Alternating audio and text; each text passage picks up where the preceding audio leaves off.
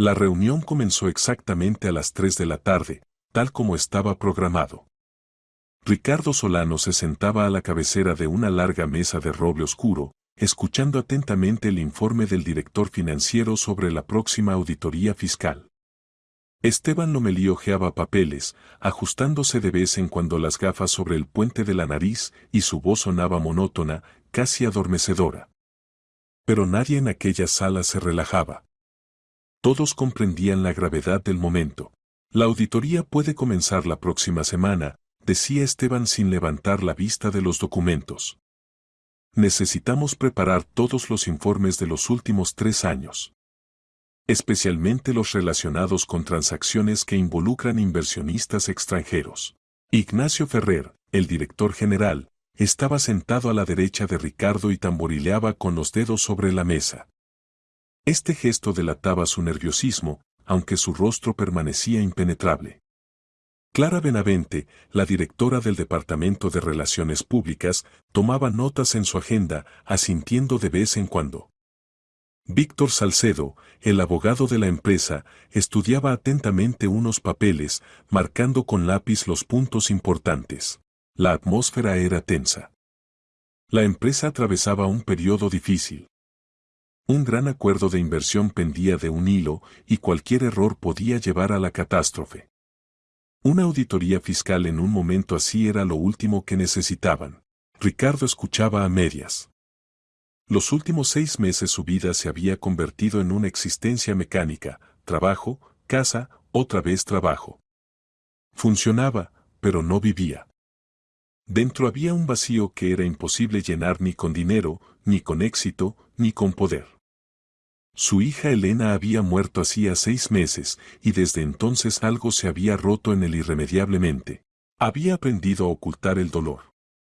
Había aprendido a sonreír en las reuniones, a tomar decisiones, a llevar negociaciones. Pero cada mañana, al despertar, olvidaba por un instante lo sucedido, y entonces la realidad se abatía sobre él con renovada fuerza. Su hija ya no estaba. Su risa no lo despertaría en un día libre. Ella no vendría corriendo hacia él con un dibujo de la escuela. No crecería, no iría a la universidad, no se casaría. Inés, su esposa, se había encerrado en sí misma. Vivían en la misma casa, pero prácticamente no hablaban. Cada uno vivía el duelo a su manera, y estas dos formas resultaron incompatibles. Ella lo culpaba. Nunca lo decía en voz alta, pero él lo veía en sus ojos: debiste haber protegido a nuestra hija. Debiste haber evitado esto. Ricardo, ¿está de acuerdo con el plan de acción propuesto? La voz de Ignacio lo devolvió a la realidad. Ricardo asintió. Sí, proceda. Preparen todos los documentos. Quiero que los auditores no tengan ni una sola pregunta. Esteban continuó el informe, pasando a los indicadores financieros del último trimestre. Las cifras parpadeaban ante los ojos de Ricardo, pero no podía concentrarse. Sus pensamientos se alejaban nuevamente hacia el pasado. Recordó aquel día en que encargó el broche para Elena. Ella había visto un osito en el escaparate de una joyería y se quedó inmóvil, apretando las palmas contra el cristal. Papá, mira. Es tan lindo. Ricardo entonces sonrió y decidió darle una sorpresa a su hija. Encontró un maestro que aceptó crear una pieza única según un diseño individualizado. Pablo Rosales resultó ser un joyero talentoso. Escuchó los deseos de Ricardo y un mes después presentó el trabajo: un pequeño osito de plata con rasgos sorprendentemente vivos. Elena quedó encantada. Llevaba el broche todos los días, prendiéndolo en su uniforme escolar. Me protege, papá, decía ella. Pero el osito no la protegió de la muerte. El accidente ocurrió por la mañana, de camino a la escuela. El conductor del camión perdió el control en una curva. El vehículo chocó contra el automóvil en el que viajaba Elena con la niñera. La niñera sufrió heridas graves, pero sobrevivió. Elena murió instantáneamente. Tenía 7 años. La investigación determinó que el caso fue un trágico accidente. Interrogaron al conductor, quien declaró que los frenos habían fallado. La pericia confirmó la falla técnica. Cerraron el caso. Ricardo contrató detectives privados, exigió revisiones adicionales, pero el resultado fue el mismo, un accidente, ninguna intención. No podía aceptarlo. En algún lugar profundo dentro de él sentía que algo no estaba bien. Pero no había pruebas. Con el tiempo abandonó los intentos de encontrar culpables y se sumergió en el trabajo. Era la única manera de no volverse loco. En el funeral, él mismo colocó el osito de plata en las manos de su hija. Quería que su cosa favorita se quedara con ella para siempre. Mientras tanto, la reunión continuaba, las palabras de Ignacio arrancaron a Ricardo de su ensueño. Y por eso propongo posponer la reunión con los inversionistas para el jueves, decía Ignacio.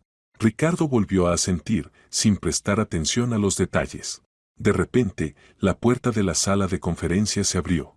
Todos se volvieron hacia la entrada. En el umbral había una niña pequeña. Vestía uniforme escolar, falda azul y blusa blanca. El cabello trenzado en coletas.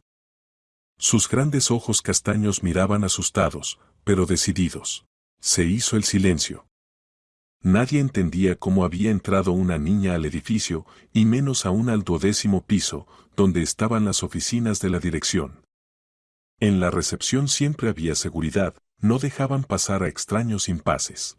Disculpen, murmuró Esteban. Probablemente sea la hija de algún empleado que se perdió. Comenzó a levantarse para sacar a la niña de la sala, pero ella dio un paso adelante. Luego otro. Caminaba lentamente, pero con determinación. Directamente hacia Ricardo. Ignacio quiso decir algo, pero se quedó inmóvil. Clara dejó su cuaderno. Todos observaban lo que sucedía con asombro. La niña se acercó a la mesa. Ricardo la miraba, sin entender qué estaba pasando. Ella extendió la mano y dejó algo pequeño frente a él. Luego retrocedió un paso, bajó la cabeza y se quedó inmóvil. Ricardo miró hacia abajo. Sobre la mesa había un osito de plata, exactamente igual al que había encargado para Elena. El corazón pareció detenerse por un instante y luego comenzó a latir con el doble de fuerza. Ricardo sintió como el frío recorría su espalda. Levantó el broche, lo acercó a sus ojos. Plata, trabajo fino, los detalles más minuciosos. El osito. Igual que el de Elena. Absolutamente igual. Pero era imposible. Ricardo dio vuelta al broche. En el reverso estaba el sello del maestro, las iniciales P. R. Pablo Rosales. Ese mismo joyero. Levantó lentamente la cabeza y miró a la niña. Ella permanecía con los ojos bajos, y sus labios temblaban. Era evidente que tenía miedo, pero se mantenía firme con todas sus fuerzas. ¿De dónde? Comenzó Ricardo, pero la voz se le quebró. Lo intentó de nuevo. ¿De dónde sacaste esto? La niña guardó silencio. ¿Cómo te llamas? Preguntó más suavemente. Lucía, susurró apenas audible. Lucía, dime. ¿De dónde sacaste este osito? Ella levantó hacia él unos ojos llenos de lágrimas. Mi papá lo hizo para mí, dijo con voz temblorosa. Porque mi amiga tenía uno igual. ¿Y ella? Ella murió. Y me puso triste que ustedes ahora no tengan. No tengan su osito. Por eso traje el mío. Para que no les duela tanto. Ricardo no podía respirar. Miraba a esta niña pequeña y la realidad se volvió borrosa ante sus ojos. ¿Qué había dicho? ¿Su papá hizo el broche? Eso significa. ¿Su padre es Pablo Rosales? ¿El joyero que creó la joya para Elena? Espera, dijo, tratando de ordenar sus pensamientos. ¿Estás diciendo que tu amiga? ¿Mi hija era tu amiga? Lucía asintió. Estudiábamos juntas. En primer grado. Nos hicimos amigas porque teníamos ositos idénticos. Ella me mostró el suyo, y yo le mostré el mío. Y nos sorprendimos de que fueran tan parecidos. Elena dijo que su papá le regaló el broche, y yo dije que mi papá hizo el mío. Y decidimos que era una señal. Que debíamos ser amigas. Ricardo cerró los ojos. Elena nunca le había contado sobre una amiga con el mismo osito. En general hablaba poco sobre la escuela, era tímida, no muy sociable. Pero si esta niña decía la verdad. ¿Cuándo? Le costaba encontrar las palabras. Cuando ella murió, ¿lo supiste? Lucía sintió, y las lágrimas rodaron por sus mejillas. En la escuela se lo dijeron a todos.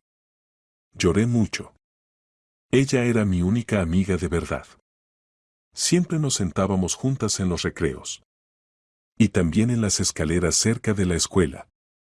Nos tomábamos de las patitas de los ositos y pedíamos deseos. Se calló, secándose las lágrimas con la manga de la blusa. Y luego pensé, continuó, que ustedes, probablemente, también están muy tristes. Que ya no tienen a Elena. Y no tienen su osito, porque lo pusieron con ella. Y yo quería. Quería que tuvieran al menos uno. Para que recuerden que ella era buena. Y que tenía una amiga que la amaba. El silencio en la sala era absoluto. Nadie se movía.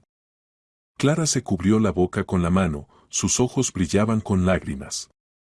Ignacio miraba la mesa, con la mandíbula apretada. Incluso Esteban, habitualmente imperturbable, permanecía inmóvil, sin saber qué decir. Ricardo sentía como algo dentro de él se rompía y al mismo tiempo se reconstruía. Esta niña, completamente extraña, le había traído una parte de su hija. Había venido aquí, a pesar del miedo, porque quería aliviar su dolor.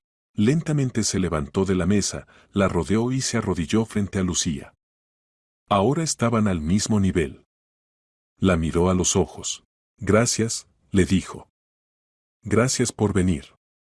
Gracias por recordar a mi hija. Lucía sollozó y de repente lo abrazó. Ricardo se quedó inmóvil, y luego la abrazó con cuidado. No había abrazado a un niño desde que murió Elena. Y ahora, sosteniendo en sus brazos a esta niña pequeña, sintió como algo dentro de él se descongelaba. El dolor no se había ido, pero se había vuelto un poco más ligero. Permanecieron así unos momentos. Luego Ricardo se separó y la miró. Lucía, ¿dónde está tu mamá? ¿Sabe que estás aquí? La niña negó con la cabeza. Mamá está en el trabajo. Vine sola después de la escuela. ¿Cómo supiste dónde encontrarme? Le pregunté al guardia de abajo. Le dije que era hija de un empleado. Me dejó pasar. Ricardo sonrió involuntariamente. Una niña ingeniosa. Está bien, dijo. Ahora llamaremos a tu mamá, ¿de acuerdo? Lucía asintió. Ignacio ya estaba marcando el número del servicio de seguridad. Ricardo tomó a Lucía de la mano y la llevó a la habitación contigua, donde había un sofá mullido y una mesita pequeña. La sentó, pidió a la secretaria que trajera jugo y galletas. Espérame aquí, ¿está bien? Dijo. Regresaré pronto. Salió al pasillo, cerrando la puerta. Ignacio ya estaba allí, hablando por teléfono con alguien de seguridad. Al terminar la llamada, se volvió hacia Ricardo. Llamé a un psicólogo y a un trabajador social, dijo.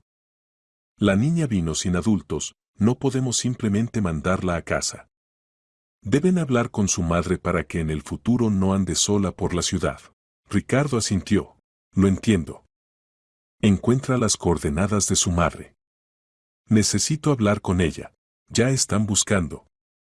La niña estudia en la misma escuela que... Ignacio no terminó la frase. En la misma, completó Ricardo por él. El Colegio Privado San Rafael. Ellos darán los contactos de los padres. Ignacio se fue, y Ricardo se quedó de pie en el pasillo, apretando en su mano el osito de plata. No podía creer lo que había sucedido. ¿Cómo era posible? Una copia del broche que había encargado para su hija. El joyero hizo 2 piezas idénticas. ¿Por qué? No tenía derecho sin el permiso del cliente. Era una violación de la ética profesional. Pero Lucía dijo que Elena era su amiga. Que se hicieron amigas por estos broches. Eso significa que las joyas fueron hechas antes de que las niñas se conocieran. Oh. No, espera. Lucía dijo que su papá hizo el broche después de ver el de Elena. Entonces, el joyero copió su propia pieza para su propia hija porque ella se lo pidió. Ricardo intentó recordar a Pablo Rosales. Un hombre bajo de mediana edad, con voz tranquila y mirada atenta. Trabajaba en un pequeño taller en el centro de la ciudad. Ricardo fue a verlo una vez, para discutir el encargo. Luego la joya fue entregada por mensajero. Pagó el trabajo y nunca más se encontró con el maestro. Pero ahora resultaba que la hija del joyero estudiaba en la misma escuela que Elena. Y que era su amiga. Esas coincidencias no existen. ¿O sí? Ricardo regresó a la sala de conferencias. La reunión, evidentemente, había terminado. Esteban y Clara recogían papeles, conversando en voz baja. Víctor estaba junto a la ventana, mirando pensativo la ciudad. Disculpen por interrumpir la reunión, dijo Ricardo. Creo que por hoy es suficiente. Continuaremos mañana. Todos asintieron y comenzaron a salir. Clara se quedó en la puerta. Ricardo, si necesita ayuda. Comenzó. Gracias, Clara. Me las arreglaré. Ella asintió y se fue. Ricardo se quedó solo en la gran sala de conferencias. Se sentó a la mesa, colocó frente a él el osito de plata y lo miró durante largo rato. Dos broches idénticos. Uno yace en la tumba junto con Elena. El otro, ahora frente a él. ¿Qué significaba esto? Julia Rosales llegó a la oficina 40 minutos después. Irrumpió en la recepción, pálida, con el cabello despeinado, y lo primero que hizo fue abrazar fuertemente a su hija. Lucía, ¿qué has hecho? Su voz temblaba. ¿Te has vuelto loca? Casi muero de miedo cuando me llamaron de la escuela y me dijeron que no estabas. Lucía se apretaba contra su madre, sollozando. Ricardo permanecía a un lado, dándoles tiempo. Junto a él estaba Ofelia Pantoja, psicóloga infantil, a quien habían llamado para hablar con la niña, y una mujer del Servicio de Protección de Menores. Julia finalmente levantó la cabeza y miró a Ricardo. Su rostro estaba demacrado, con ojeras, huellas de noche sin dormir. La mujer evidentemente atravesaba tiempos difíciles. Discúlpela, por favor, dijo Julia. Ella no quería hacer nada malo. Es solo que estaba muy afectada por su hija. Eran amigas, y. Lo sé, dijo Ricardo suavemente. Lucía me lo contó.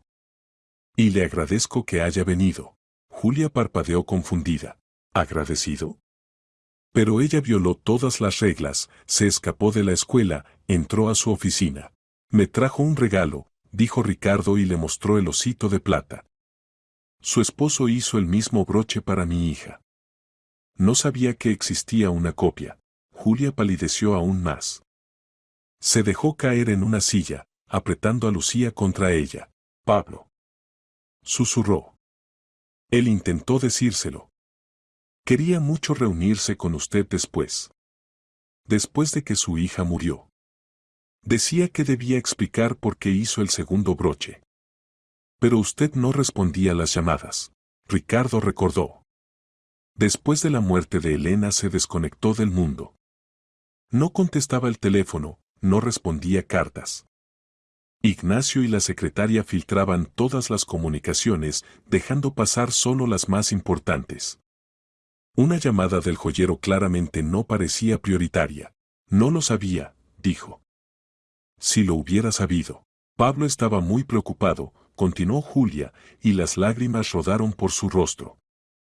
Decía que había violado la ética profesional. Que no tenía derecho a copiar su broche sin permiso. Pero Lucía lo vio trabajando en el encargo y lloró tanto, suplicándole que le hiciera uno igual. No pudo negarse. Ella era su única hija, la mimaba. Y cuando las niñas se conocieron en la escuela y resultó que tenían ositos idénticos. Pablo entendió que era el destino. Que era una señal. Se calló, secándose las lágrimas. Quería disculparse con usted, terminó en voz baja. Pero no llegó a tiempo. Ricardo frunció el ceño. ¿No llegó a tiempo? ¿Qué quiere decir? Julia levantó hacia él unos ojos llenos de dolor. Pablo murió hace 3 meses. El silencio se instaló en la habitación. Ofelia Pantoja intercambió miradas con su colega del servicio de protección. Ricardo se quedó inmóvil. ¿Murió?, repitió. ¿Cómo? Ataque cardíaco, dijo Julia con voz inerte. Eso dijeron los médicos. Trabajaba en el taller hasta tarde y por la mañana lo encontraron. El dictamen oficial fue insuficiencia cardíaca aguda. Ricardo se sentó frente a ella. Lo lamento mucho, dijo sinceramente. No lo sabía. ¿Cómo iba a saberlo? Sonrió Julia con amargura. Ustedes eran simplemente cliente y artesano. Ni siquiera recuerda su rostro, ¿verdad? Ricardo guardó silencio. Ella tenía razón. Después de la muerte de Pablo comenzó una verdadera catástrofe, continuó Julia. Tenía algunas deudas por el taller, impuestos sin pagar. Lucía y yo debíamos heredar el taller, pero su hermano Omar presentó una demanda, impugnando la herencia. Afirma que no somos dignas de recibir su negocio. Y que me casé con Pablo solo por dinero, aunque vivimos juntos 10 años. Su voz se quebró en un grito. Lucía se apretó más contra ella, mirando asustada a su madre. Ofelia Pantoja dijo en voz baja: Señora Julia, quizás no sea el momento. No, déjela contar, la detuvo Ricardo. Señora Julia, ¿qué exige específicamente el hermano de su esposo? Julia se limpió el rostro con las palmas, tratando de calmarse. Omar quiere que nos declaren a Lucía y a mí herederas indignas. Afirma que Pablo le debía una gran suma de dinero que supuestamente tomó prestada para desarrollar el negocio. Incluso tiene algún tipo de recibo. No sé si es auténtico o falsificado. Pablo nunca me dijo que le debiera dinero a su hermano. ¿Y el taller?, preguntó Ricardo. Representa un gran valor. Un local en el centro de la ciudad, explicó Julia. Hay equipamiento costoso, herramientas, materias primas de metales preciosos. Además de la cartera de clientes. En total vale bastante. Omar dice que quiere vender todo y cubrir las deudas de Pablo. Pero yo sé que en realidad solo quiere quedarse con todo. Ricardo reflexionó. Las disputas de herencia eran algo común cuando se trataba de dinero importante. El hermano del fallecido tenía el derecho legal de impugnar el testamento si consideraba que los herederos eran indignos o si tenía pruebas de la deuda. ¿Tiene abogado?, preguntó. Julia asintió. Sí, pero el caso es complicado. Omar contrató a un abogado muy bueno. ¿Y nosotras? No tenemos tanto dinero para la defensa. Ricardo miró a Lucía. La niña estaba sentada en silencio, apretada contra su madre. Sus grandes ojos lo miraban con esperanza y miedo a la vez. Les ayudaré, dijo. Julia se estremeció. ¿Qué? ¿Pero por qué? No nos debe nada. Su esposo creó una joya para mi hija, dijo Ricardo. Era su cosa favorita. La llevaba todos los días. Y su hija era su amiga. La única amiga verdadera, al parecer. Eso significa mucho para mí. Hizo una pausa y luego agregó. Además, hay algo que no encaja en esta historia. Un joyero crea una copia de la joya para su hija, luego intenta contactarme, no llega a tiempo y muere de un ataque cardíaco. Y ahora su hija me trae esa copia. Demasiadas coincidencias. Julia lo miraba sin comprender. ¿Cree que la muerte de Pablo no fue natural? No lo sé, respondió Ricardo honestamente. Pero quiero averiguarlo. Tengo buenos abogados y contactos. Si su esposo realmente murió en circunstancias sospechosas, lo descubriremos. Ofelia Pantoja frunció el ceño. Disculpe, debo recordarle que la niña se escapó de la escuela, entró a un edificio de oficinas sin permiso de los padres. Es una violación grave. Necesitamos hacer un informe y notificar a la escuela sobre el incidente. Por supuesto, asintió Julia. Hagan todo lo necesario. Pero insisto en que traten a Lucía con comprensión. Ella no quería hacerle daño a nadie. La psicóloga miró a la niña. Lucía, ¿puedo hacerte algunas preguntas? Lucía sintió insegura. Viniste aquí porque querías darle el broche a Ricardo Solano, ¿verdad? Sí, dijo Lucía en voz baja. ¿Por qué decidiste hacerlo precisamente hoy? Lucía reflexionó. Porque hoy era el cumpleaños de Elena. Habría cumplido 8 años. Ricardo sintió como algo se contraía en su pecho. Lo había olvidado. Había olvidado el cumpleaños de su propia hija. ¿Cómo era posible? Se había esforzado tanto en no pensar en ella que había borrado de su memoria incluso esta fecha. Recuerdo, continuó Lucía, como Elena y yo soñábamos con celebrar nuestros cumpleaños juntas. El mío es una semana después del suyo. Queríamos hacer una gran fiesta con pastel y globos. Pero ella murió y nada resultó. Las lágrimas volvieron a rodar por sus mejillas. Y esta mañana pensé que si ella estuviera viva, habría una celebración. Y ustedes, probablemente, están tristes. Y decidí que debía venir. Que sería lo correcto. Ofelia Pantoja asintió. Lucía actuó con buenas intenciones, dijo, dirigiéndose a su colega del servicio de protección.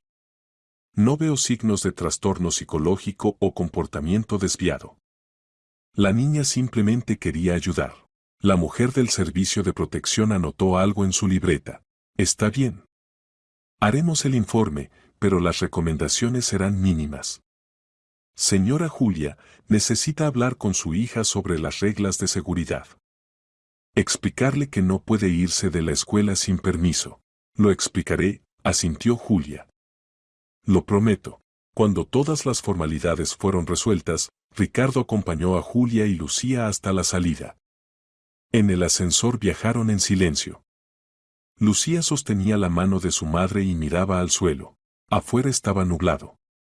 El día era fresco, el viento agitaba las hojas de los árboles. Señora Julia, dijo Ricardo cuando se detuvieron junto al auto de la mujer. Mañana por la mañana venga a la oficina. La presentaré con mi abogado. Revisaremos su caso y decidiremos cómo proceder. Julia lo miraba con desconfianza. ¿Por qué hace esto? ¿De verdad solo por la amistad de nuestras hijas? Ricardo reflexionó. ¿Por qué lo hacía realmente? ¿Por gratitud? ¿Por culpa? ¿O porque por primera vez en mucho tiempo sintió algo además del vacío? Su hija me devolvió una parte de mi hija, dijo finalmente. No puedo dejar esto sin respuesta. Julia asintió, sin encontrar palabras. Gracias, susurró. Ricardo se inclinó y acarició la cabeza de Lucía. Gracias, Lucía. Eres una niña muy valiente. Pero no te escapes más de la escuela y siempre avisa a tu mamá sobre lo que vas a hacer. Lucía sonrió tímidamente y asintió con la cabeza. Cuando se fueron, Ricardo regresó a la oficina. Ignacio todavía estaba en su lugar, revisando documentos en su despacho. Ignacio, necesito tu ayuda, dijo Ricardo al entrar. El director general levantó la cabeza. Te escucho. Te pido que conectes a nuestro servicio de seguridad, por favor. Quiero saber todo sobre Pablo Rosales. Joyero, murió hace 3 meses. La causa oficial de muerte fue ataque cardíaco. Necesito todos los detalles, dónde lo encontraron, quién llamó a la ambulancia, qué dijeron los médicos. Y averiguar sobre su hermano, Omar Rosales. Ahora está en juicio con la viuda por la herencia. Ignacio miraba a Ricardo, considerando su petición. ¿Crees que hay algo turbio? No lo sé, admitió Ricardo. Pero quiero verificarlo. Es una coincidencia demasiado extraña, un joyero hace una copia de mi encargo, su hija es amiga de mi hija, él intenta contactarme, no llega a tiempo y muere. Todo esto puede ser casualidad, pero no lo crees, completó Ignacio. Exactamente. Ignacio dejó la pluma. Ricardo, ¿estás seguro de que quieres indagar? El caso está cerrado. Los expertos determinaron que la muerte fue natural. Si empiezas a hacer preguntas, puede llamar la atención. Especialmente ahora, cuando tenemos la auditoría fiscal encima. Lo sé, dijo Ricardo. Pero esa niña no vino a mí por casualidad. Me recordó que no puedo esconderme del pasado para siempre. Mi hija murió, y acepté la versión del accidente porque era más fácil. ¿Pero qué pasa si me equivoqué? ¿Qué pasa si no fue un accidente? Ignacio lo miró durante largo rato. Está bien, dijo finalmente. Te ayudaré. Pero con cuidado.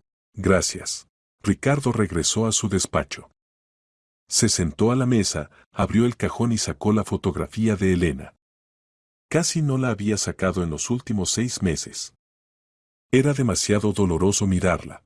En la imagen Elena sonreía, apretando contra su pecho un oso de peluche. En la foto tenía 6 años, la toma fue en un parque, en primavera. Ricardo recordaba ese día. Paseaban en familia, Elena corría por la hierba, reía. Fue uno de los últimos días verdaderamente felices. Miró el osito de plata que yacía sobre la mesa junto a la fotografía. 2 broches idénticos. Uno con Elena. El otro aquí. Encontraré las respuestas, susurró. Lo prometo. A la mañana siguiente, el abogado de la firma, Víctor Salcedo, trajo una carpeta con documentos. Encontré el expediente del accidente, dijo, colocando la carpeta sobre la mesa de Ricardo. Hay cosas extrañas. ¿Cuáles? El conductor del camión trabajaba para una empresa de transporte llamada Logística y Servicios. Formalmente todo está limpio, inspección técnica aprobada, documentos en orden. Pero la empresa fue liquidada 3 meses después del accidente. Razón, quiebra. ¿Es sospechoso? Posiblemente. La empresa era bastante grande, trabajaba en el mercado durante muchos años. Una quiebra repentina parece extraña. Ricardo hojeaba los documentos. ¿Y el conductor? Antonio Carmona. 38 años, 15 años de experiencia conduciendo. Reputación limpia. Después del accidente lo interrogaron, declaró que fallaron los frenos. La pericia confirmó la falla técnica. Cerraron el caso. Y una semana después Carmona renunció voluntariamente y desapareció. ¿Desapareció? Sí. La dirección indicada en la base de datos resultó ser inválida. El teléfono no responde. Como si la persona se hubiera evaporado. Ricardo frunció el ceño. Eso es definitivamente sospechoso. Estoy de acuerdo, asintió Víctor. Pedí a mis conocidos en la policía que verificaran sus datos. Todavía nada, pero estoy esperando respuesta. Sigue investigando, dijo Ricardo. Y otra cosa. Averigua todo sobre la empresa de transporte logística y servicios. ¿Quién era el dueño, para quienes trabajaban, qué tipo de carga transportaban? Ya estoy en eso. Cuando Víctor se fue, Ricardo volvió a quedarse solo. Miraba por la ventana hacia la ciudad, pensando en lo que estaba sucediendo. Tal vez solo se aferraba a un clavo ardiendo, tratando de encontrar sentido en coincidencias aleatorias. Tal vez no había ninguna conexión, pero algo dentro de él le decía, la verdad está cerca. Solo necesitaba encontrar el hilo correcto y tirar de él. Y entonces todo se desenredaría. Julia Rosales llegó a la oficina exactamente a las 10 de la mañana, como habían acordado. Se veía un poco mejor que ayer, el cabello cuidadosamente arreglado, maquillaje ligero en el rostro. Pero la tensión aún se sentía en cada uno de sus movimientos.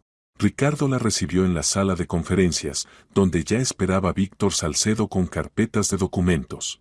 Señora Julia, este es Víctor, nuestro abogado principal, presentó Ricardo. Él ayudará a resolver su caso. Víctor extendió la mano para el saludo, y Julia la estrechó tímidamente. Siéntese, por favor, ofreció él, señalando una silla. Cuénteme más detalladamente sobre la situación de la herencia. ¿Qué es exactamente lo que alega el hermano de su esposo? Julia sacó varios documentos de su bolso y los colocó sobre la mesa. Omar presentó una demanda para declararnos a Lucía y a mí herederas indignas. Afirma que Pablo le debía 200.000 euros, que supuestamente tomó prestados para desarrollar el taller.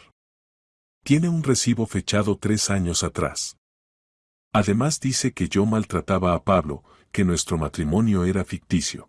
Víctor estudiaba atentamente los papeles. El recibo parece auténtico, dijo pensativo. ¿La caligrafía se parece a la de su esposo? No estoy segura, admitió Julia.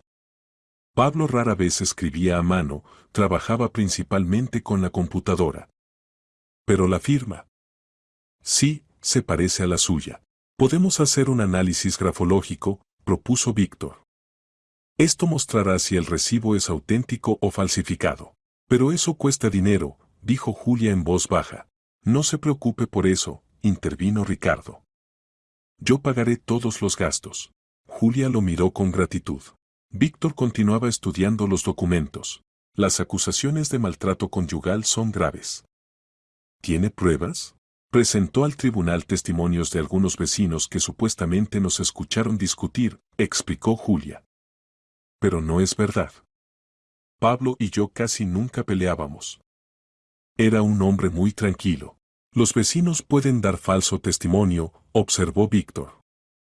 Especialmente si el hermano de su esposo les pagó. Verificaremos a esas personas. Hizo una anotación en su libreta. Cuénteme sobre el propio Omar Rosales. ¿Qué tipo de relación tenía con su esposo? Julia reflexionó. No eran cercanos. Omar es 3 años mayor que Pablo. Después de la muerte de sus padres surgió un conflicto entre ellos por la herencia. A Pablo le tocó el taller, lo fundó su padre, también joyero. Omar recibió un apartamento y una pequeña suma de dinero. Consideraba que era injusto, que el taller debía haberle correspondido a él como hijo mayor. O sea, un resentimiento antiguo, asintió Víctor. Y después de la muerte de Pablo, Omar tuvo la oportunidad de quedarse con el taller. Exactamente, confirmó Julia. Siempre envidiaba a su hermano. Pablo era un maestro talentoso, tenía clientes constantes, buena reputación. Omar, en cambio, toda su vida se las arreglaba con trabajos ocasionales. Ricardo escuchaba atentamente. El cuadro se volvía más claro. Omar Rosales veía en la muerte de su hermano la oportunidad de finalmente obtener lo que consideraba suyo por derecho. Víctor, ¿qué posibilidades tenemos de ganar este caso? Preguntó Ricardo. El abogado se frotó pensativo la barbilla. Si el recibo resulta ser falsificado y los testimonios de los vecinos poco confiables, buenas posibilidades.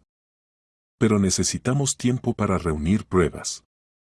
¿El juicio está programado en 3 semanas? Sí, asintió Julia. Llegaremos a tiempo, dijo Víctor con determinación. Me ocuparé de esto personalmente. Cuando las cuestiones principales fueron discutidas, Ricardo le ofreció café a Julia. Pasaron a su despacho, dejando a Víctor trabajar con los documentos. Señora Julia, quiero hacerle algunas preguntas sobre su esposo, dijo Ricardo mientras servía el café. Pueden parecer extrañas, pero es importante. Julia asintió, aceptando la taza. ¿Pablo alguna vez le habló sobre sus clientes? ¿Sobre alguien en específico? Raramente, respondió. Consideraba que no debía hablar de los clientes. Ética profesional. ¿Pero me mencionó a mí? Sí. Dijo que había creado un broche muy hermoso para una niña. Que el cliente era un empresario exitoso que amaba mucho a su hija. Pablo puso toda su alma en ese trabajo. Ricardo asintió. ¿Y cuándo hizo el segundo broche para Lucía? Inmediatamente después de su encargo.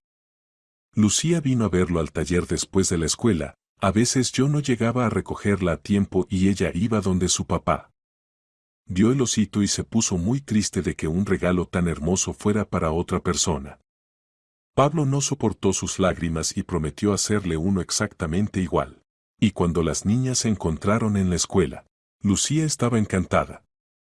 Sonrió Julia, y por un momento su rostro se iluminó con una luz cálida. Llegó corriendo a casa y gritaba, «Mamá, papá, mi nueva amiga tiene el mismo osito». Es magia. Pablo se sintió muy avergonzado entonces. Entendía que había violado las reglas. Pero las niñas se hicieron tan amigas que decidió, significaba que así debía ser.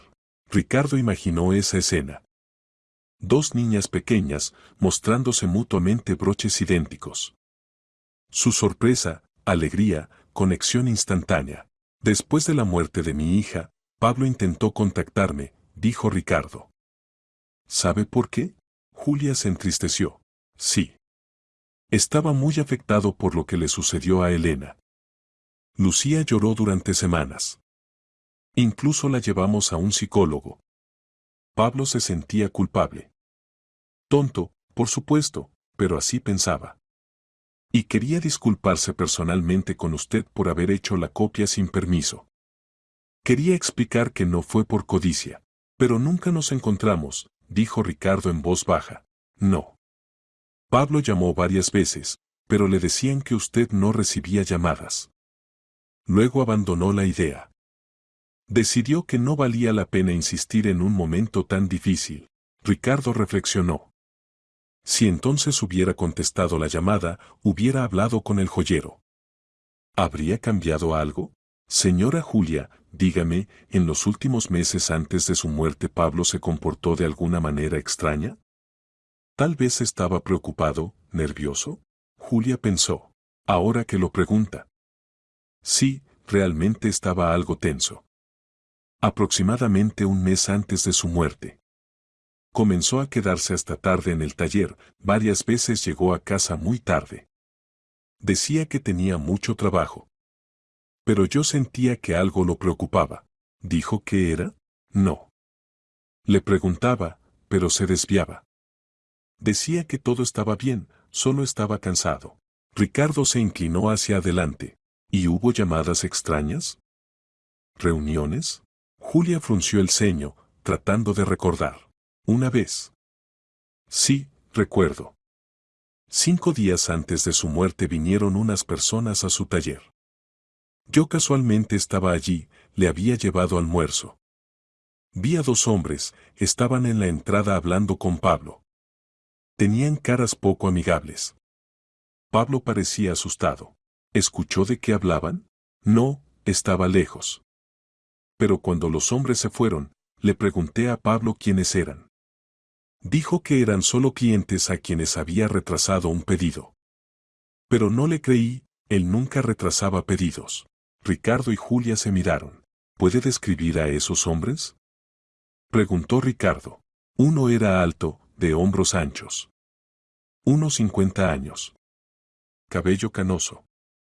El otro más joven, delgado, con chaqueta oscura. No recuerdo más. ¿Pablo volvió a mencionarlos? No. Y 5 días después lo encontraron muerto en el taller. El silencio se instaló en el despacho. Ricardo reflexionaba sobre lo que había escuchado. Visitantes extraños 5 días antes de la muerte. Un joyero asustado. Y luego, un ataque cardíaco repentino. Demasiadas coincidencias. Señora Julia, ¿conserva las cosas de Pablo? Sus libretas, cuadernos, teléfono. El teléfono lo tomó la policía, luego lo devolvió. Lo guardo en casa. Las libretas deben estar en el taller. Omar todavía no ha tenido acceso, todo está sellado hasta la decisión del tribunal. ¿Puedo ver el teléfono? Por supuesto. Lo traeré mañana. Ricardo asintió. Y otra cosa. Necesito entrar al taller. ¿Puede arreglarlo? Lo intentaré. Tengo las llaves, pero oficialmente no debo entrar hasta el juicio. No se preocupe. Mi abogado encontrará la manera. Después de que Julia se fue, Ignacio llamó a Ricardo. El director general estaba sentado en su despacho con una carpeta sobre la mesa.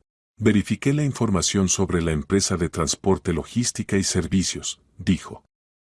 Surgieron cosas interesantes. ¿Cuáles? La empresa oficialmente se dedicaba al transporte de carga. Pero hay rumores de que se usaba para operaciones ilegales, transporte de contrabando, lavado de dinero. Nada probado, pero los rumores circulaban. ¿Quién era el dueño de la empresa? Leonardo Gálvez. 52 años. Empresario con reputación dudosa. Estuvo involucrado en varios escándalos, pero siempre salió ileso. Después de la quiebra de logística y servicios abrió una nueva empresa, ahora se dedica a bienes raíces. Ricardo frunció el ceño. ¿Bienes raíces? Ese es nuestro campo. Exactamente, asintió Ignacio. Además, Gálvez intentó participar en una de nuestras licitaciones hace 2 años. Lo eliminamos, Su propuesta era débil. O sea que podría tener un motivo para hacerme daño. Posiblemente. Pero todo esto sigue siendo impreciso. Ricardo reflexionó. Gálvez era dueño de la empresa de transporte cuyo vehículo atropelló a su hija. Luego la empresa quebró. El conductor desapareció. Y ahora Gálvez trabajaba en el mismo sector que Ricardo. Si Gálvez realmente está involucrado en algo criminal, observó Ignacio, investigar puede ser peligroso.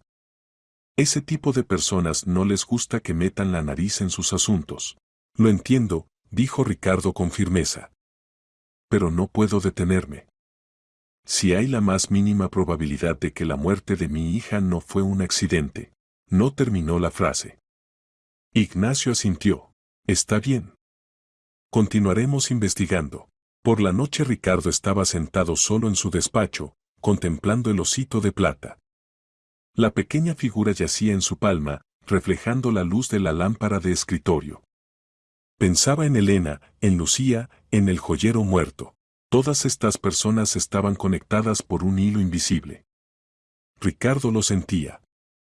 Pero ¿cómo exactamente estaban conectadas? ¿Qué había sucedido realmente?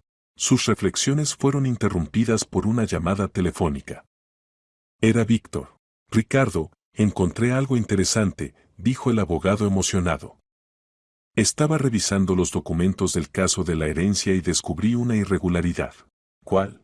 El recibo de la deuda que presentó Omar Rosales está fechado hace 3 años.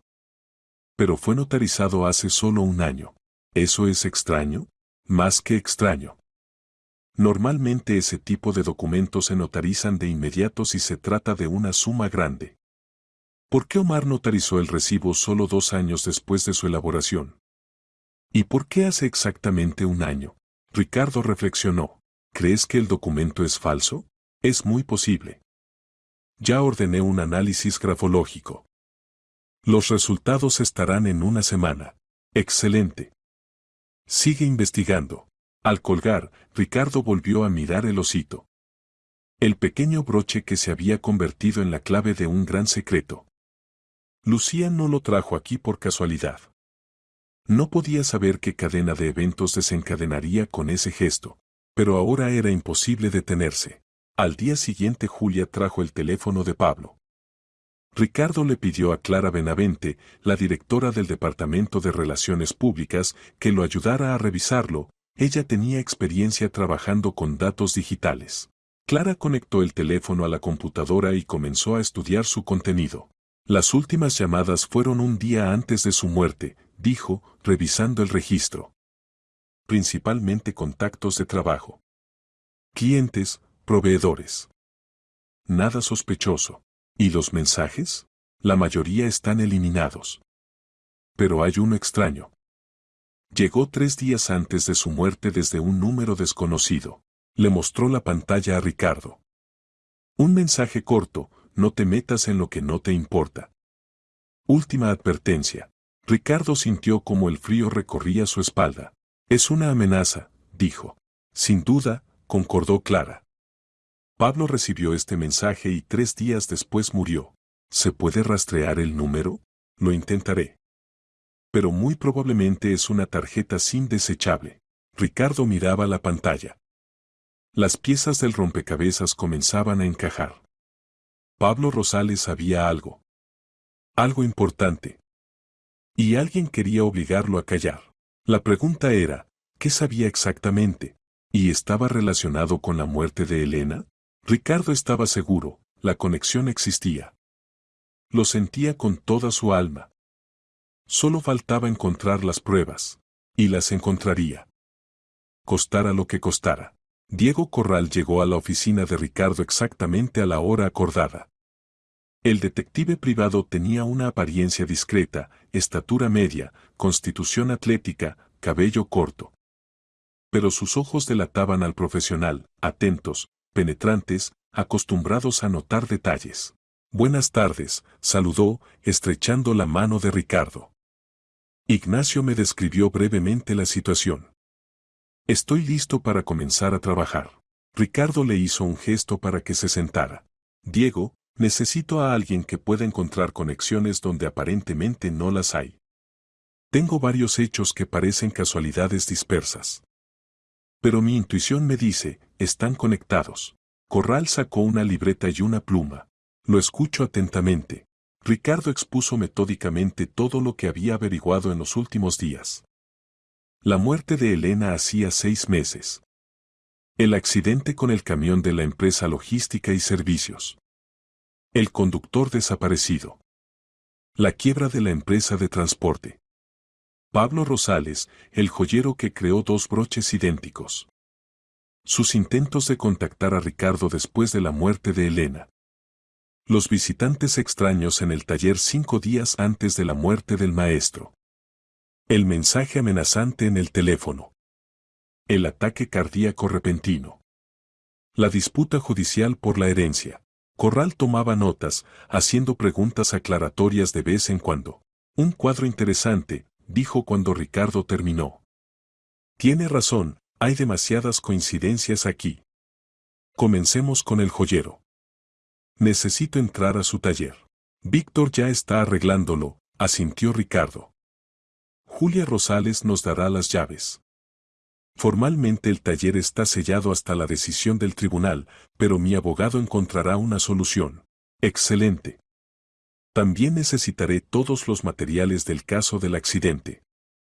Fotografías de la escena, protocolos de interrogatorios, dictámenes periciales. Víctor los proporcionará. Corral asintió. Y por último, Leonardo Gálvez, el dueño de la empresa de transporte. Conozco a este hombre por reputación. Es peligroso. Si empezamos a hurgar en sus asuntos, puede reaccionar inadecuadamente. Entiendo los riesgos, dijo Ricardo con firmeza. Pero no me detendré. Entonces necesitamos actuar con mucho cuidado. Ningún contacto directo con Gálvez o su gente. Primero reuniremos información, analizaremos, y solo entonces decidiremos cómo proceder. De acuerdo. Corral se levantó. Comenzaré con el taller del joyero. Puede haber pistas allí, documentos, notas, lo que sea. Si Rosales realmente sabía algo, pudo haber dejado rastros. Después de que el detective se fue, Ricardo llamó a Víctor. ¿Cómo va el asunto del análisis del recibo? El material fue enviado al laboratorio, respondió el abogado. Prometen resultados para fin de semana. Pero ya hablé extraoficialmente con el grafólogo. Dijo que hay signos de falsificación, la presión del bolígrafo es irregular, algunas letras están escritas de manera antinatural. Parece que alguien intentó imitar la caligrafía de Pablo Rosales. ¿Entonces Omar falsificó el documento? Probablemente. Pero necesitamos un dictamen oficial para presentarlo en el tribunal. Buen trabajo, Víctor. Continúa así. Ricardo colgó el teléfono y reflexionó. Si Omar Rosales había falsificado el recibo, eso cambiaba el caso. No solo intentaba quedarse con la herencia, estaba cometiendo un delito. ¿Hasta dónde estaría dispuesto a llegar por el taller? Tocaron a la puerta. Entró Clara Benavente. Ricardo, verifiqué el número desde el cual llegó el mensaje amenazante al teléfono de Pablo Rosales, dijo. Como sospechaba, tarjeta SIM desechable. Registrada a nombre de una persona ficticia, activada una semana antes del envío del mensaje, después de lo cual no se usó más. ¿Callejón sin salida? No del todo. Verifiqué dónde estaba la tarjeta SIM en el momento del envío del mensaje. La geolocalización muestra la zona industrial de la ciudad. Allí hay varios almacenes y edificios de oficinas. Ricardo se enderezó. ¿Puedes averiguar qué empresas están ubicadas allí? Ya lo averigüé. Clara colocó una impresión sobre la mesa. La mayoría son empresas pequeñas. Pero una llamó mi atención. Gal Construct Conversions. El director general es un tal Andrés Vidal. Y aquí está lo interesante, esta empresa figura como estructura subsidiaria del holding de Leonardo Gálvez. Ricardo sintió como la adrenalina corría por sus venas. La conexión. Finalmente una conexión directa entre Gálvez y las amenazas al joyero. Clara, eres un genio, dijo. Ella sonrió. Eso no es todo. Indagué en fuentes abiertas y encontré información sobre Andrés Vidal. Trabajaba como gerente en logística y servicios, esa misma empresa de transporte cuyo vehículo atropelló a su hija. Después de la quiebra de la empresa pasó a Galkenstraten Rogens. Ricardo se quedó inmóvil. Vidal. Este hombre trabajaba en la empresa dueña del camión. Y luego amenazó al joyero. ¿Por qué? ¿Qué conectaba a Pablo Rosales con la empresa de transporte? Clara, encuentra todo lo que pueda sobre Vidal. ¿Dónde vive? ¿Con quién se relaciona? ¿Cuáles son sus hábitos? Necesito el cuadro completo. Me ocuparé de inmediato. Cuando ella se fue, Ricardo llamó a Corral. Diego, tengo nueva información. Andrés Vidal, gerente de la empresa de transporte. Probablemente fue él quien envió la amenaza a Rosales. Necesitamos averiguar por qué. Entendido, respondió brevemente el detective. Ya voy camino al taller. Si hay algo que conecte a Rosales y Vidal, lo encontraré. 2 horas después Corral volvió a llamar. Estoy en el taller, dijo. Hay muchas cosas interesantes aquí. Primero, encontré la libreta de Pablo Rosales.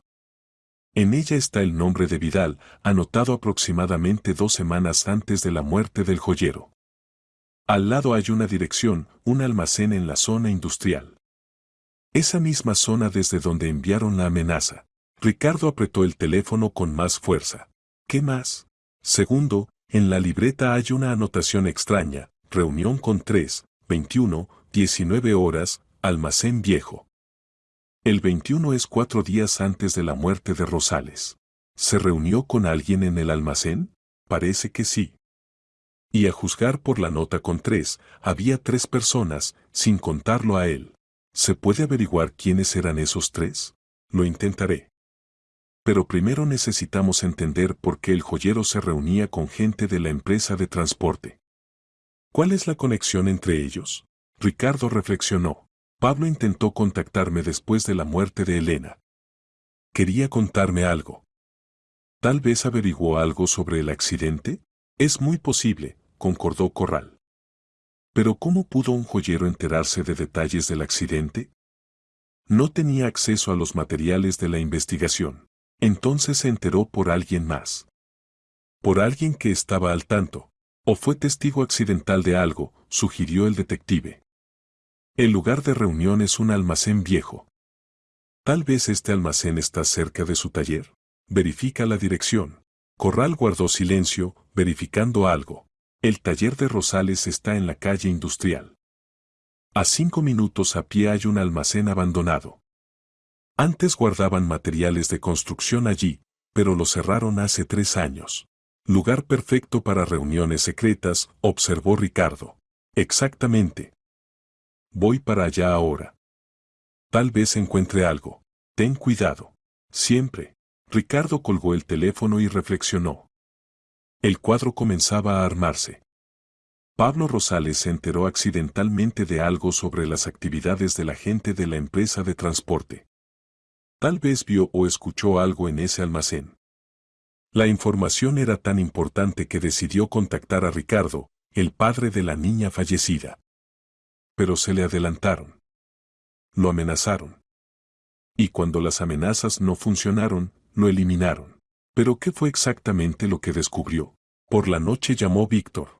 Ricardo, revisé los materiales del caso del accidente y encontré algo extraño. El día del accidente el camión transportaba carga para la empresa Alianza Desarrollo. Ricardo se puso alerta. ¿Es una empresa de desarrollo inmobiliario? Sí. Y aquí está lo interesante, hace 2 años Alianza Desarrollo era su competidor directo. Participaron en una misma licitación para un gran proyecto. Usted ganó, ellos perdieron. Ricardo recordó. Sí, hubo esa licitación. Un complejo residencial grande en la zona sur de la ciudad. La competencia fue dura, pero su empresa ofreció mejores condiciones. ¿Quién es el dueño de Alianza Desarrollo? Formalmente, un grupo de inversionistas. Pero según mis datos, el principal beneficiario es Leonardo Gálvez. Ricardo se enderezó bruscamente. Gálvez otra vez. Entonces el camión trabajaba para él. Así parece, confirmó Víctor. Los documentos indican que el vehículo el día del accidente transportaba materiales de construcción a un objeto de Alianza Desarrollo. Pero hay un matiz. Verifiqué la ruta del camión según datos GPS. Se desvió de la ruta planificada una hora antes del accidente. ¿A dónde? A ese mismo almacén donde, según la libreta, se realizaban las reuniones secretas. El camión estuvo allí unos 20 minutos, y luego continuó. Y 15 minutos después de salir del almacén ocurrió el accidente. Ricardo palideció. La cadena se formaba. El camión entra al almacén. Allí sucede algo. Luego el conductor sale y 15 minutos después casualmente pierde el control y atropella el auto con su hija. La investigación declara el accidente como casual. El conductor desaparece. La empresa quiebra. Y algún tiempo después el joyero Rosales, padre de la amiga de Elena, comienza a hacer preguntas. Y también muere. Víctor, quiero que encuentres a Antonio Carmona, dijo Ricardo. Vivo o muerto. Él es la clave de todo. Lo intentaré, pero no será fácil. El hombre desapareció después de la muerte de su hija, el rastro se enfrió hace tiempo. Inténtalo. Usa todos los recursos. Al colgar, Ricardo se levantó y se acercó a la ventana. La ciudad brillaba con luces en la oscuridad. En algún lugar allí, en esas calles, se escondían las respuestas. En algún lugar allí estaba la persona culpable de la muerte de Elena, Leonardo Gálvez. Ricardo estaba casi seguro de que todo conducía a él. Pero necesitaba pruebas. Pruebas de hierro que pudiera presentar a la policía. El teléfono sonó de nuevo. Corral. Estoy en el almacén, dijo el detective. Hace tiempo que nadie viene aquí. Todo está abandonado. Pero encontré rastros de presencia reciente de personas. Colillas, botellas vacías. Alguien usa este lugar para reuniones. ¿Hace 6 meses también hubo reuniones aquí? Probablemente. Miré alrededor y encontré algo. En una esquina del almacén, bajo tablas viejas, hay una caja. Dentro hay documentos. ¿Qué documentos? Informes financieros. Contratos. Todo relacionado con Alianza Desarrollo y Logística y Servicios. Aquí hay esquemas de lavado de dinero, empresas fantasma, contratos ficticios. Es toda una estructura criminal. Ricardo sintió cómo su corazón latía más rápido. ¿Pablo Rosales encontró estos documentos? Parece que sí. Tal vez entró al almacén por casualidad y se topó con la caja.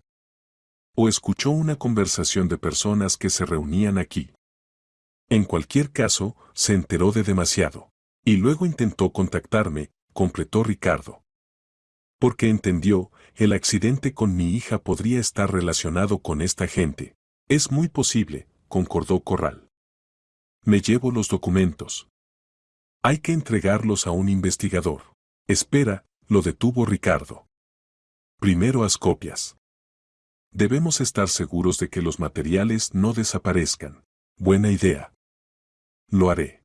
Ricardo colgó el teléfono y volvió a la ventana. Estaba cerca de la verdad. Muy cerca.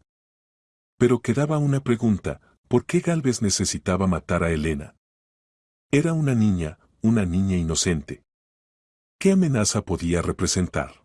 A menos que alguien decidiera deshacerse de un testigo. Una niña. Una niña de 7 años.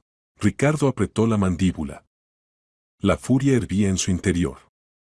Si esto era verdad, si alguien mató intencionalmente a su hija, encontraría a esa persona. Y pagaría por todo. A la mañana siguiente Ignacio irrumpió en la oficina. Su rostro estaba preocupado.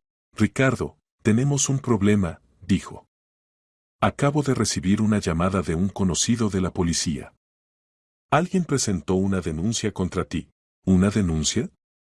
¿Qué tipo? Acusación de acoso y amenazas. El denunciante es Omar Rosales. Ricardo frunció el ceño. ¿Qué absurdo es este? Ni siquiera he hablado con ese hombre. Afirma que lo amenazaste a través de tu gente. Que exigiste que retirara la demanda de herencia.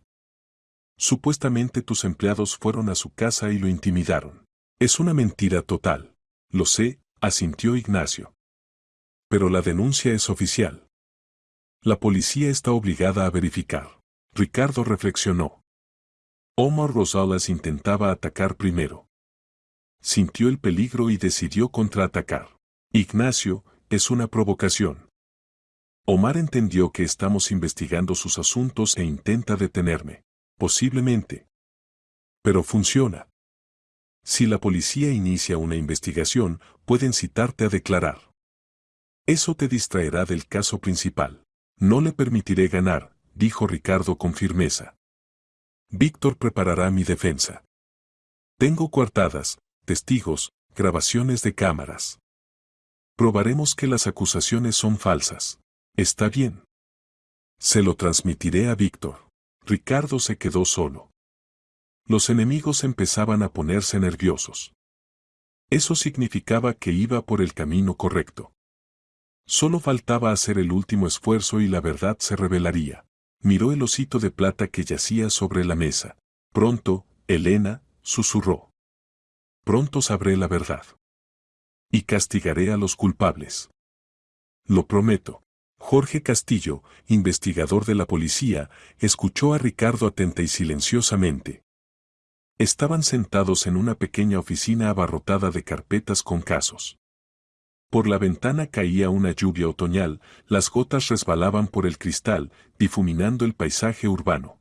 Entiendo su posición, dijo Castillo cuando Ricardo terminó de exponer los hechos. Pero debe entender la mía. El caso de la muerte de su hija está cerrado. La muerte de Pablo Rosales fue declarada natural. Para reabrir la investigación, se necesitan motivos sólidos. Tengo motivos. Ricardo colocó sobre la mesa una carpeta con documentos. Aquí hay copias de documentos financieros encontrados en el almacén. Esquemas de lavado de dinero, contratos ficticios. Aquí está la libreta de Rosales con el nombre de Andrés Vidal y la dirección del almacén. Aquí está la impresión del mensaje amenazante enviado al joyero 3 días antes de su muerte. Castillo revisaba los papeles, frunciendo el ceño. Materiales serios, admitió. Pero no hay pruebas directas de asesinato. Rosales pudo haber muerto de un ataque cardíaco causado por estrés. Y los documentos del almacén pueden estar relacionados con cualquier actividad criminal, no necesariamente con la muerte de su hija. Entonces explíqueme, Ricardo se inclinó hacia adelante, porque el camión de logística y servicios pasó por ese almacén 15 minutos antes del accidente. ¿Por qué el conductor desapareció? ¿Por qué la empresa quebró inmediatamente después de cerrar el caso? Demasiadas coincidencias, señor Castillo. Castillo guardó silencio, reflexionando sobre las palabras. Está bien, dijo finalmente. Iniciaré una verificación. Extraoficialmente. Si encuentro suficientes pistas, reabriré el caso oficialmente. Pero no puedo prometer nada. Eso es todo lo que necesito, asintió Ricardo. Al salir de la comisaría, llamó a Corral. Diego, el investigador aceptó realizar una verificación. Necesitamos encontrar a Antonio Carmona. Sin su testimonio el caso no avanzará. Ya me estoy ocupando de eso, respondió el detective. Tengo una pista. Carmona no desapareció sin dejar rastro, cambió de nombre y se mudó a otra ciudad. Vive bajo el apellido Blanco, trabaja como conductor en una empresa privada. Voy hacia allá esta noche. Iré contigo. Ricardo, puede ser peligroso. Iré, repitió Ricardo con firmeza. Esta es mi oportunidad de conocer la verdad. Corral suspiró. Está bien. Nos encontramos a las 7 de la noche en mi oficina. La ciudad donde se escondía Carmona estaba a 2 horas de viaje. Llegaron tarde por la noche.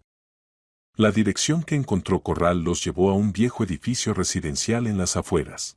Apartamento en el 3er piso, dijo el detective, verificando sus notas. Prepárate para todo. Carmona sabe que lo buscan. Puede intentar escapar. Subieron por las escaleras. Ricardo sentía cómo su corazón latía en el pecho. Ahora se encontraría con el hombre que, posiblemente, conocía la verdad sobre la muerte de Elena. Corral tocó a la puerta. Silencio. Tocó de nuevo, más fuerte. Señor Antonio, abra. Necesitamos hablar. Detrás de la puerta se escucharon pasos, luego el sonido de un cerrojo moviéndose. La puerta se entreabrió con la cadena puesta.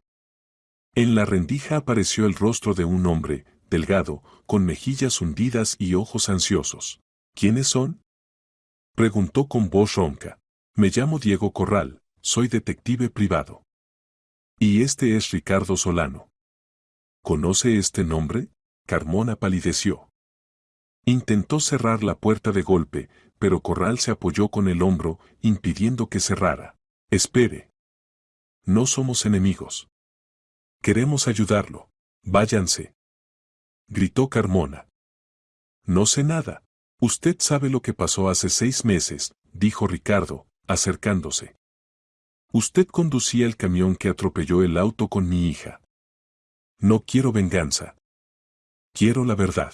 Carmona se quedó inmóvil. Su respiración era entrecortada, sus manos temblaban. Ustedes. No entienden, susurró. Me matarán si hablo. Lo protegeremos, prometió Corral. Tenemos contactos en la policía. Recibirá protección de testigo. Pero para eso necesita contarlo todo. Carmona dudó. Luego quitó lentamente la cadena y abrió la puerta. Entren. Pero rápido. El apartamento era pequeño y deteriorado. Carmona vivía allí solo, eso era evidente. Señaló el sofá, él se sentó enfrente. No quería, comenzó, mirando al suelo. Lo juro, no quería. Me dijeron, o lo hago yo, o encuentran a otro. Y entonces mis hijos sufrirían. Tengo 2 hijas, casi de la misma edad que esa niña. Ricardo sintió como todo se helaba dentro de él. ¿Qué pasó exactamente? Preguntó en voz baja. Cuéntelo todo en orden. Carmona suspiró pesadamente. Una semana antes del accidente transportaba carga al almacén. Era un viaje rutinario, iba allí seguido. Vidal me ordenó esperar mientras descargaban. Salí a fumar. Y de repente veo, de un edificio vecino sale corriendo una niña pequeña. Asustada, pálida. Detrás de ella salen corriendo 2 hombres, gritando, deténganla. Lo escuchó todo. Elena, susurró Ricardo. Entonces no sabía su nombre. La niña corría por el patio, los hombres la perseguían. Pero entonces llegó un auto, aparentemente vinieron por ella. Se subió de un salto y el auto se fue. Los hombres regresaron furiosos. Uno de ellos, alto, canoso, era Gálvez, gritaba a todos. Yo estaba a un lado, intentando no llamar la atención. ¿Qué escuchó ella? Preguntó Corral. Se reunían en el taller del joyero. Rosales.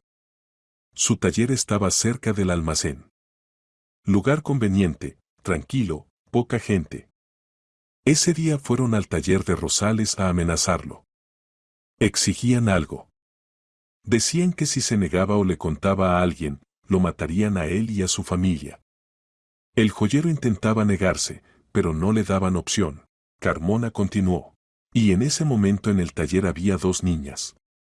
La hija de Rosales y su amiga. Llegaron después de la escuela, jugaban allí. Una de ellas, su hija, se escondió en un armario. Jugaba a las escondidas con su amiga. Y lo escuchó todo. Toda la conversación. Todas las amenazas. Todos los nombres que mencionaban. Ricardo cerró los ojos. Imaginó a Elena sentada en un armario oscuro, escuchando las voces crueles de hombres adultos amenazando con matar. Cuando uno de ellos abrió por casualidad el armario y la vio allí, la niña se asustó y salió corriendo, continuó Carmona. Se dieron cuenta de que había escuchado los nombres, lo de los documentos. La niña fue testigo de su conspiración criminal. Gálvez dijo de inmediato, encuéntrenla. Averigüen quién es. No podemos permitir que le cuente a sus padres. Y ustedes averiguaron quién era, dijo Ricardo con voz helada. No yo. Ellos mismos. Vidal interrogó a Rosales. Él estaba en shock, intentó proteger a las niñas, pero bajo amenazas dijo que era la amiga de su hija. Averiguaron el nombre, la escuela. Vidal verificó, resultó que la niña era de familia adinerada, el padre dueño de una gran empresa. Gálvez entonces dijo, si sus padres empiezan a investigar, pueden llegar hasta nosotros. No podemos arriesgarnos. ¿Decidieron matar a una niña de 7 años porque podía contar algo? Corrao no ocultaba el disgusto en su voz. Gálvez dijo que era necesario. Que no podían permitirse tal amenaza. 3 días después me llamó Vidal. Dijo que tenía una tarea. Debía accidentalmente chocar contra el auto con la niña de camino a la escuela. Hacer que pareciera un accidente. Falla de frenos, pérdida de control. Tenían conexiones en la policía. La pericia confirmaría la falla de frenos. Se cayó, respirando pesadamente. Intenté negarme. Dije que no podía matar a una niña. Vidal entonces me mostró fotografías de mis hijas. Dijo, tienes una opción, o esa niña, o las tuyas. ¿Qué podía hacer? Yo elegí a mis hijas. Las lágrimas rodaron por sus mejillas. Seguí al auto, esperé el momento justo. Realmente sabotearon los frenos para que la pericia confirmara la falla técnica. Choqué. Y cuando vi lo que pasó, cuando entendí que la niña había muerto, quise morir yo mismo. Pero Vidal no me dejó. Me obligó a callar. Me dio dinero, me ayudó a esconderme después. Y yo cada noche veo su rostro en la ventana de ese auto. Ricardo permanecía inmóvil. Rabia, dolor, desesperación, todo se mezclaba dentro de él. Su hija fue asesinada. A sangre fría, calculadamente. Porque casualmente fue testigo de una conspiración criminal. Porque jugaba a las escondidas con su amiga en el taller del padre de ella. ¿Y Rosales? Preguntó Corral. Él también lo sabía todo. Lo mataron después, dijo Carmona. Cuando intentó contactarlo. Gálvez se enteró y ordenó eliminar al joyero. Yo no participé en eso. Pero sé que lo hicieron.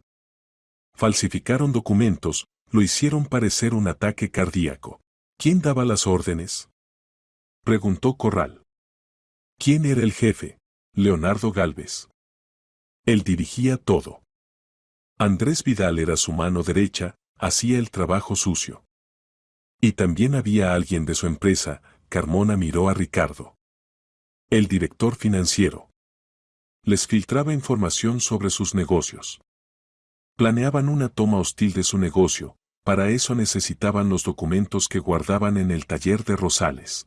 Ricardo se quedó inmóvil de horror. Esteban Lomelí.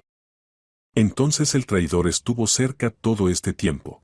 ¿Aceptará dar testimonio? Preguntó Corral. Carmona asintió. Sí. Estoy cansado de esconderme. Que me encarcelen, pero que estas personas también respondan. Especialmente Gálvez. Es un monstruo. Ordenó matar a una niña sin la menor duda. Corral sacó el teléfono y llamó a Castillo. Señor Castillo, tenemos un testigo.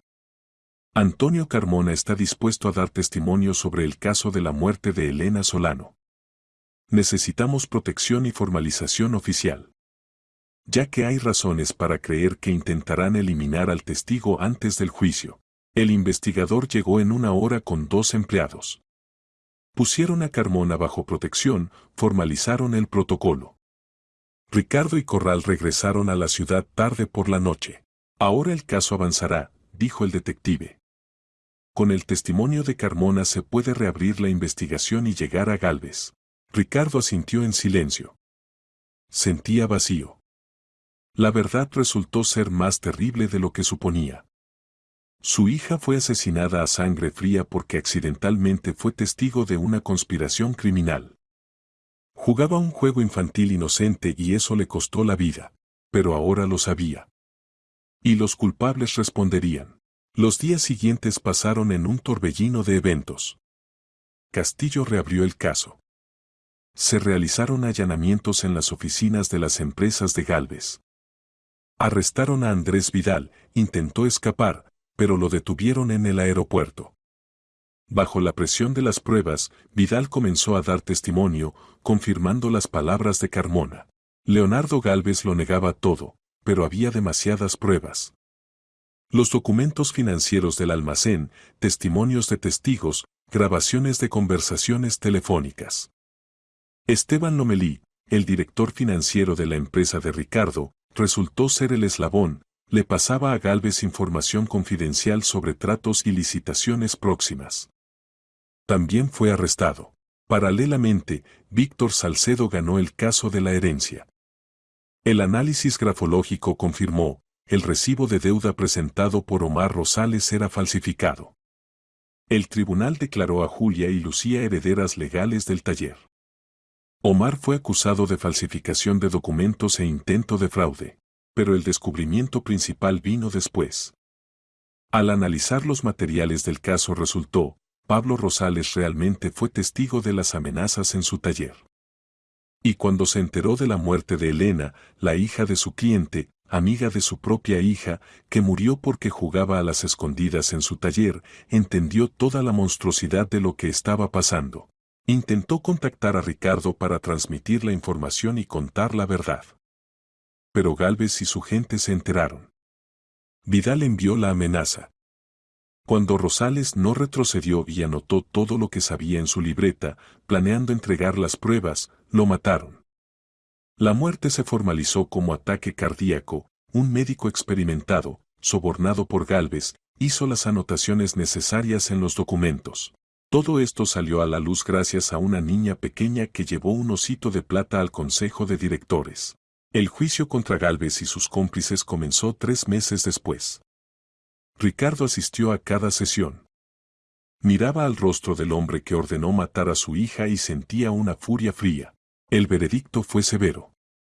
Gálvez recibió 25 años por organización del asesinato de una niña, extorsión y lavado de dinero. Vidal, 20 años por complicidad en asesinato y ejecución de órdenes criminales. Carmona, gracias a la cooperación con la investigación y circunstancias atenuantes, recibió 5 años. Cuando todo terminó, Ricardo sintió un extraño alivio. La verdad salió a la luz. Los culpables fueron castigados. La memoria de Elena fue protegida. Fue a la escuela donde estudiaban Elena y Lucía. Ana Fomicheva, la maestra, lo recibió en el corredor. Gracias por venir, dijo. Lucía quería mucho verlo. Ricardo pasó al aula. Los niños ya se habían ido, solo quedaba Lucía con su madre. La niña estaba sentada en el pupitre, dibujando algo en un cuaderno. Al ver a Ricardo, sonrió alegremente y corrió hacia él. «Hola», dijo. «Hola, Lucía». Ricardo se agachó junto a ella. «¿Cómo estás?» «Bien. Mamá dijo que ganamos el juicio. Ahora el taller de papá se quedará con nosotras». «Sí, así es». Lucía guardó silencio, luego preguntó en voz baja. «¿Encontraron a los que mataron a Elena?» Ricardo asintió. «Los encontré. Responderán por todo». «Eso es bueno», dijo la niña con seriedad. «Elena era mi mejor amiga. La extraño». «Yo también». Ricardo sacó del bolsillo una pequeña caja y se la entregó a Lucía. «Esto es para ti». «De mi parte». La niña abrió la caja y jadeó. Dentro había un broche, un osito de plata, pero en sus patitas brillaba una pequeña piedra rubí en forma de corazón. «Esto es tan hermoso», susurró Lucía. «El tercer osito», dijo Ricardo. «Lo encargué al mejor maestro, según los diseños de tu papá. Que te recuerde la amistad que había entre tú y Elena. Y que tu acción ayudó a encontrar la verdad». Lucía lo abrazó. Ricardo la abrazó con cuidado, sintiendo como algo cálido y luminoso se abría paso a través del dolor en su pecho. Julia Rosales estaba de pie cerca, secándose las lágrimas. «Gracias», dijo. «Por todo». Ricardo se levantó. Soy yo quien debe agradecerles. A su hija y a su esposo. Sin ustedes nunca habría conocido la verdad. Salió de la escuela y se detuvo en la entrada. El sol se abría paso entre las nubes, iluminando el patio. Ricardo sacó del bolsillo de su chaqueta el osito de plata, ese mismo que trajo Lucía. Con cuidado prendió el broche en el bolsillo interior, cerca del corazón. Lo hice, Elena, susurró. Encontré a los culpables. Puedes estar tranquila. El viento recogió sus palabras y las llevó hacia lo alto. Al regresar a casa, Ricardo entró a la habitación de su hija. Durante mucho tiempo no pudo obligarse a abrir esa puerta. Pero ahora sentía que estaba listo. La habitación estaba igual que ese último día. Juguetes en los estantes, dibujos en las paredes, la cama cuidadosamente tendida. Inés mantenía el orden, aunque ella misma casi no entraba allí. Ricardo se sentó en la cama y miró la fotografía de Elena en la mesita de noche. Ella sonreía, apretando contra su pecho un oso de peluche. Perdóname, dijo. Perdona que no pude protegerte entonces. Pero protegí tu memoria ahora. No sabía si creía que ella lo escuchaba. Pero necesitaba hablar. La puerta crujió. Entró Inés. Se detuvo en el umbral, mirando sorprendida a su esposo. ¿Tú entraste aquí?, dijo en voz baja. Sí. Inés se acercó y se sentó a su lado. Escuché que el juicio terminó. ¿Recibieron sus sentencias? Sí. Ella tomó su mano. Gracias, dijo. Por no dejarlo. Por encontrar la verdad. Ricardo la miró. Por primera vez en mucho tiempo vio en sus ojos no acusación, sino gratitud. Perdimos tanto tiempo, dijo. Vivimos como extraños. Lo sé. Pero tal vez podamos empezar de nuevo.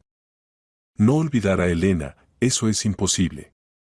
Pero seguir viviendo. Por ella, Ricardo asintió. El dolor nunca desaparecería completamente. Pero ahora era diferente, no destructivo, sino recordatorio.